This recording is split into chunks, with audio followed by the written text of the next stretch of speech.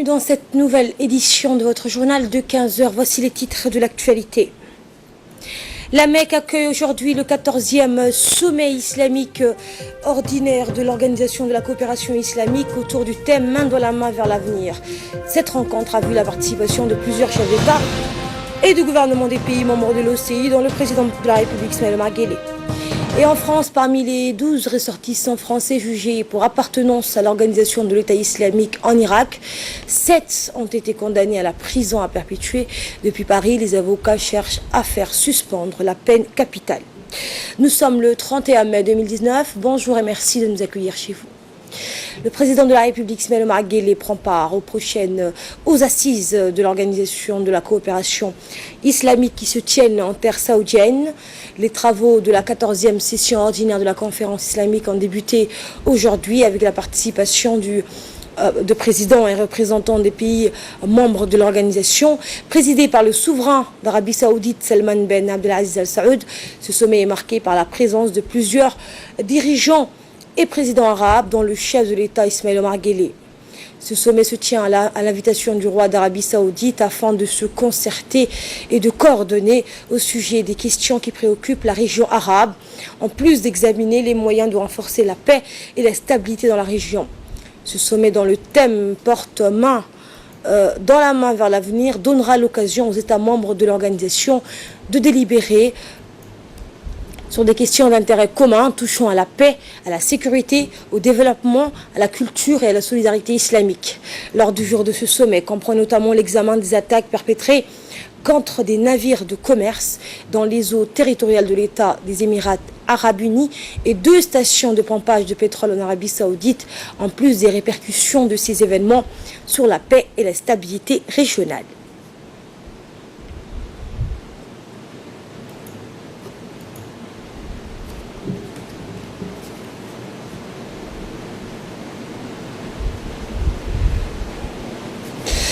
Dans un discours prononcé par le président de la République à huis clos lors de cette 14e session ordinaire de la conférence islamique, il a indiqué, je cite, « Tout d'abord, je voudrais exprimer mes remerciements et ma gratitude aux gardiens des 2 lieux saintes mosquées, le roi Salman Ben Abdelaziz Al Saoud, ainsi qu'à son gouvernement et à son peuple pour l'accueil chaleureux et pour la préparation remarquable du sommet arabe d'urgence.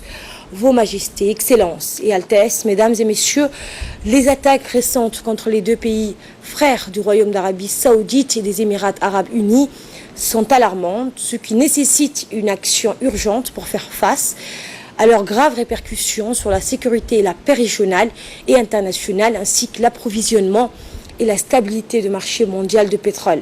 Dans ce contexte, nous soulignons l'importance de l'unification des efforts concertés et du renforcement de la solidarité arabe et internationale afin de faire face avec fermeté et détermination à de tels actes criminels susceptibles de s'aimer le chaos et la violence dans la région.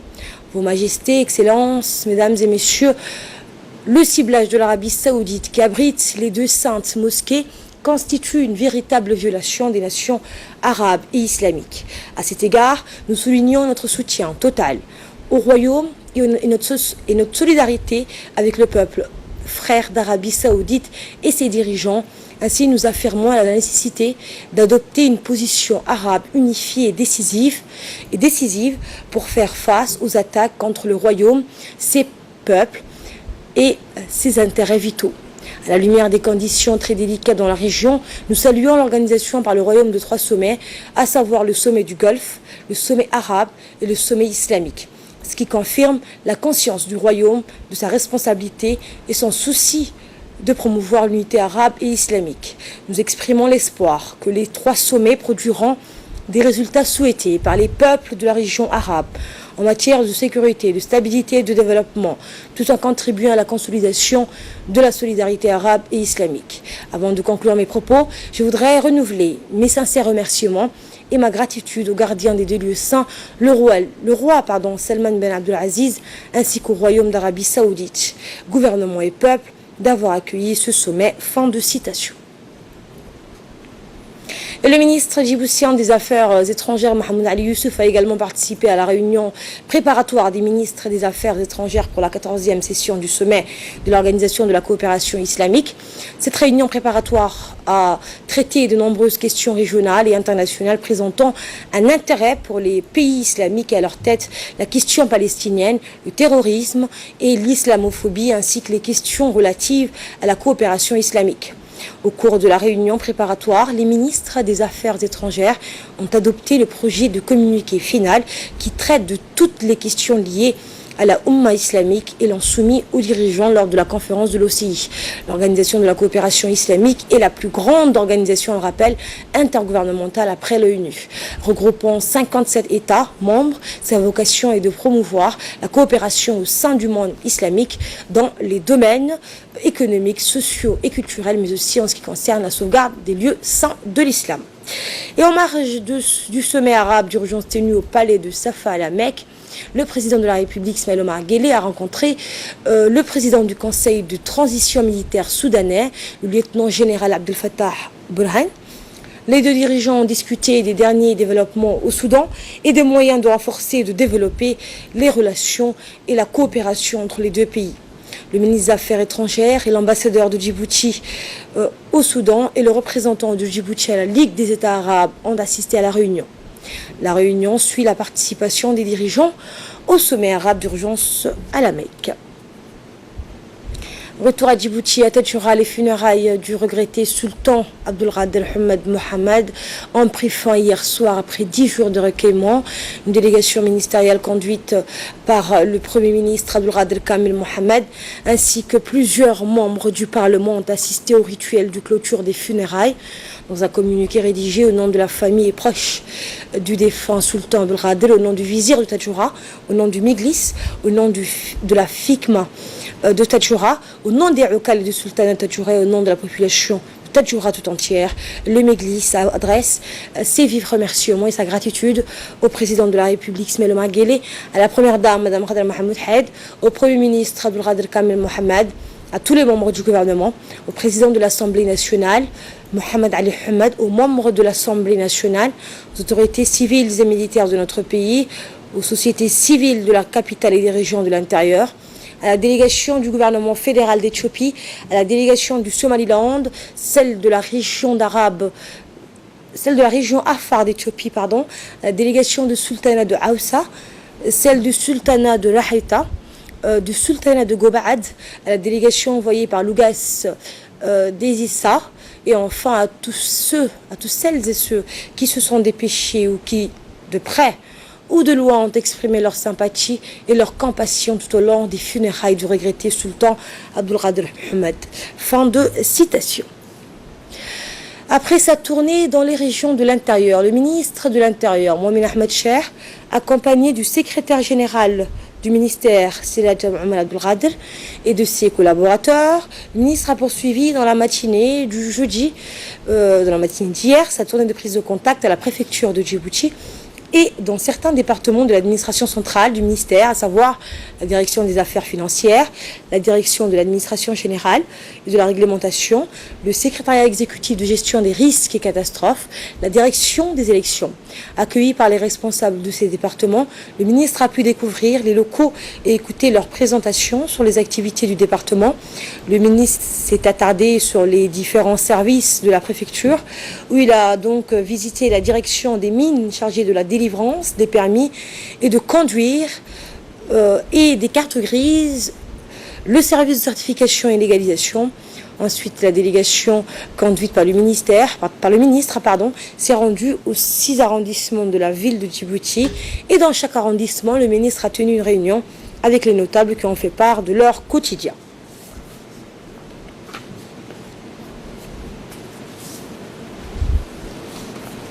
Dans le reste de l'actualité, le ministre de la Santé, M. Mohamed Walsamadiri, et la représentante de l'UNICEF, Mme Diana Boumaondé, ont signé hier matin un projet sur le renforcement de la prise en charge et de la prévention de la malnutrition chez la femme enceinte et allaitante et les enfants de moins de 5 ans. Ont assisté à cette réunion de signature, l'ambassadeur de l'Union européenne accrédité en République de Djibouti, Adam Koulash, la secrétaire générale par intérim, Mme Nima Moussa, ainsi que les hauts cadres du département de la santé. Ce projet d'un montant de 6 millions d'euros est financé par l'Union européenne et vise à une meilleure prise en charge et de la prévention de la malnutrition dans les zones rurales et périurbaines vulnérables. Ce programme a pour objectif de soutenir les efforts du ministère de la Santé visant à améliorer la protection de la santé de la mère et de l'enfant à travers le renforcement des capacités opérationnelles de nos structures de santé. Ainsi, ce projet permettra de baisser de façon significative la prévalence de la malnutrition dans les régions ciblées et les plus touchées par la malnutrition. Le ministre de la Santé a remercié ses hôtes pour la signature de ce projet social ambitieux dans la lutte contre la malnutrition sur toute l'étendue de notre territoire et nous permettra, a-t-il dit, d'améliorer la prise en charge thérapeutique ainsi que la prévention communautaire de la malnutrition chez la femme enceinte. Écoutons la représentante de l'UNICEF. Et nous espérons que cela permettra de pouvoir renforcer les interventions au niveau communautaire, surtout en ce qui concerne le dépistage actif des enfants au sein des ménages. Je vous remercie et je remercie surtout l'Union européenne ici pour leur généreuse contribution. C'est un projet très important pour les Djiboutiens, les Djiboutiennes, parce que ça touche le futur de votre pays, futures générations qui vont se bâtir de ces petits-enfants et des femmes. Et je crois que ces 3 véhicules qu'on a remis aujourd'hui vont vraiment vous aider à accéder mieux tous ceux qui ont besoin de notre aide, de notre solidarité. L'Union européenne va toujours continuer à être à côté des populations de Djibouti les plus vulnérables. Merci beaucoup. Vous l'aurez compris, après la signature du projet, le ministre de la Santé a réceptionné 3 véhicules de marque Toyota octroyés par l'UNICEF sur un financement de l'Union européenne. En prenant la parole, à cette occasion, le ministre de la Santé a indiqué que ce don s'inscrit dans le cadre de la mise en œuvre du projet sur le renforcement de la prise en charge et de la prévention de la malnutrition chez la femme enceinte et allaitante et des enfants de moins de 5 ans, financé par l'Union européenne à travers l'UNICEF, en étroite collaboration avec la direction de la santé de la mère et de l'enfant. Également dans l'actualité de ce 15h, le ministre de l'Équipement et des Transports, Moussa Mohamed Ahmed, a reçu ce matin dans son cabinet la représentante résidente du PAM à Djibouti, Mme Mutinta Chimouka. Lors de cette visite de courtoisie, les discussions ont porté sur la consolidation de partenariat avec le PAM et notamment les voies et moyens de renforcer les liens dans le domaine de la logistique et du transport. Le ministre a pour sa part remercié la nouvelle représentante du PAM de toute l'aide que son institution apporte aux plus vulnérables et aux différents réfugiés accueillis par notre pays. Notons que le hub construit par le PAM au Pécavin est le seul dans toute l'Afrique, dans tout le continent, et ceci du fait non seulement de sa position géostratégique, mais surtout parce que notre pays est un havre de paix. Le ministère des Affaires sociales et des Solidarités, en collaboration avec la Banque mondiale, a organisé hier un atelier sur les défis de la croissance inclusive, une évaluation du rapport de la pauvreté et de l'équité à Djibouti. C'était au Palais du Peuple. En effet, ce rapport fait partie des travaux d'évaluation de la pauvreté et de l'équité à Djibouti. Il a été rédigé par l'équipe de pauvreté et d'équité de la Banque mondiale pour plusieurs pays membres de la Banque, présidée par la ministre des Affaires sociales et des Solidarités, Mme Mona Ousmane Aden, de représentants résidents de la Banque mondiale à Djibouti, à Toussek, et a vu la participation de la secrétaire générale du ministère des Affaires sociales, Mme Ifrah Ali Ahmed, du comité technique de suivi et évaluation, ainsi que d'autres représentants des ministères sectoriels. L'objectif était donc de présenter et de discuter autour de ce rapport qui contient des données qualitatives et quantitatives de nature à éclairer des décisions sur le gaps à combler dans les politiques relatives à l'éducation, la santé, la création des sources de revenus et l'inclusion des jeunes et des femmes. C'est-à-dire not available, pas disponible, pas disponible. Je pense que c'est quelque chose qui est derrière nous. Merci à vos services, aux services de ex-DZ et tous les services du gouvernement qui travaillent dans plusieurs domaines pour vraiment relever le niveau de l'information, de la donnée statistique pour la prise de décision. La ministre des Affaires sociales et des Solidarités, Mme Mouna Ousmane Aden, a invité les participants de contribuer à ce travail qui devrait être compris comme une recherche-action et apporter des services d'amélioration et d'intervention publique en matière de politique sociale. Nous l'écoutons. Du soutien politique de Monsieur le Président de la République et de l'approbation de l'ensemble des intervenants du champ social favorise la mise en œuvre des droits sociaux à travers le socle national qu'il préconise. Encourage le développement des opportunités de création de revenus à travers toutes les régions et cherche à améliorer les programmes de résilience. Ces trois éléments constituent, à notre avis, la démarche la plus indiquée pour nourrir l'inclusion. Mesdames et messieurs, le rapport qui vous est soumis contient des données qualitatives et quantitatives de nature à éclairer les décisions sur les gaps à combler dans les politiques publiques relatives à l'éducation, à la santé, les créations de sources de revenus, l'inclusion des jeunes et des femmes. L'effort fourni est à vraiment louer.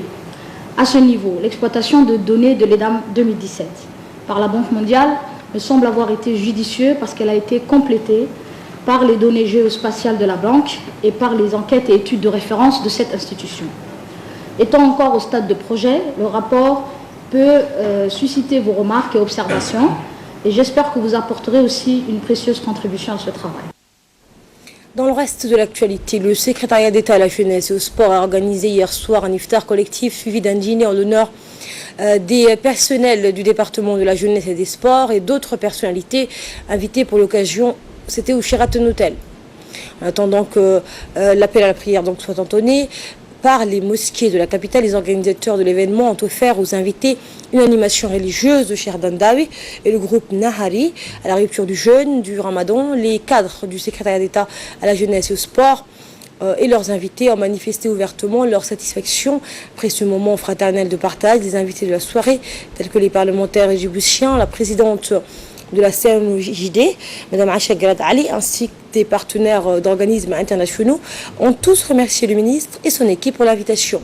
Le secrétaire d'État à la jeunesse et au sport, Hassan Mohamed Kamil, a remercié les invités de leur présence en ce mois béni du Ramadan. Il a exhorté les invités à prier pour tous les musulmans du monde. Comme nous l'avons l'habitude de le faire, à encore honorer cette habitude en organisant ce iftar pour l'ensemble du personnel du secrétariat d'État à la jeunesse et au sport, avec nos partenaires, à commencer par les responsables des agences onusiennes, les responsables des mouvements sportifs, à commencer par le comité national olympique, les hauts responsables des fédérations nationales sportives, ainsi que des représentants des associations à caractère jeunesse. À l'instar des autres régions de l'intérieur, l'examen du brevet d'études fondamentales session 2018-2019 s'est déroulé dans la région de Tadjoura. Les 10 centres d'examen ont ouvert leurs portes dès 6h30. En total, quelques 452 candidats étaient inscrits dans toute la région de la Ville Blanche.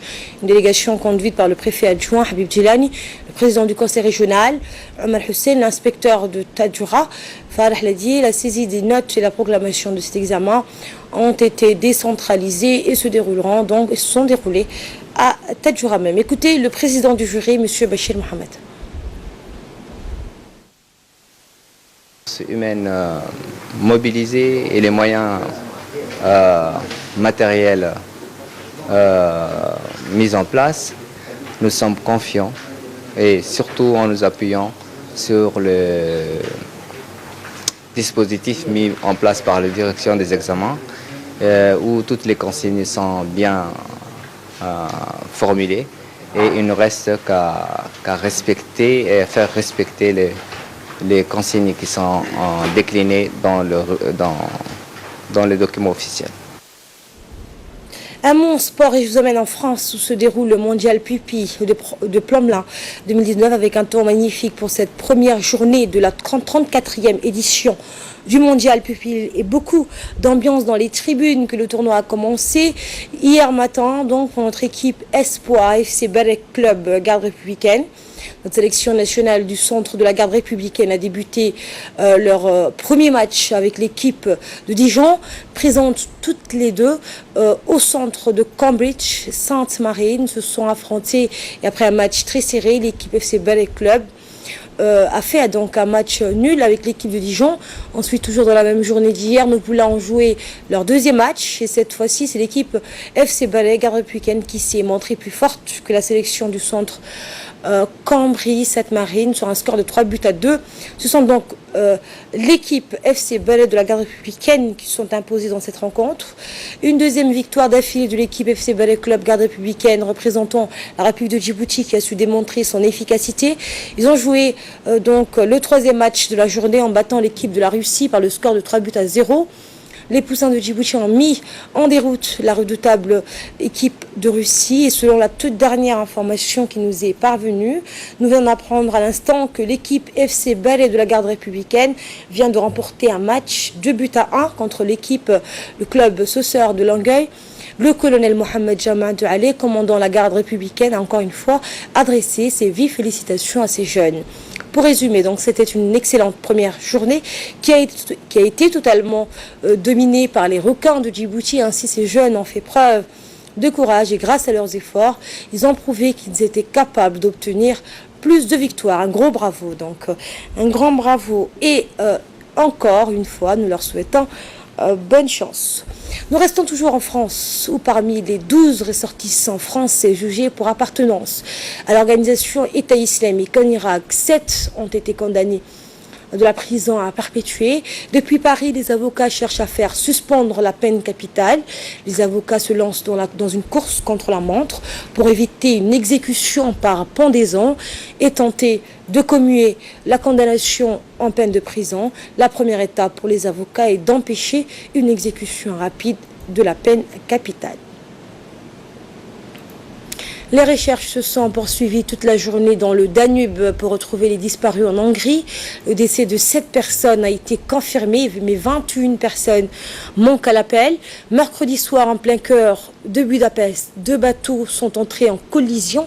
Le plus petit, la Sirène, une embarcation de 26 mètres de long, transportait 35 personnes, en grande majorité des touristes sud-coréens et 2 Hongrois, membres de l'équipage. 7 personnes seulement ont survécu, elles sont hospitalisées.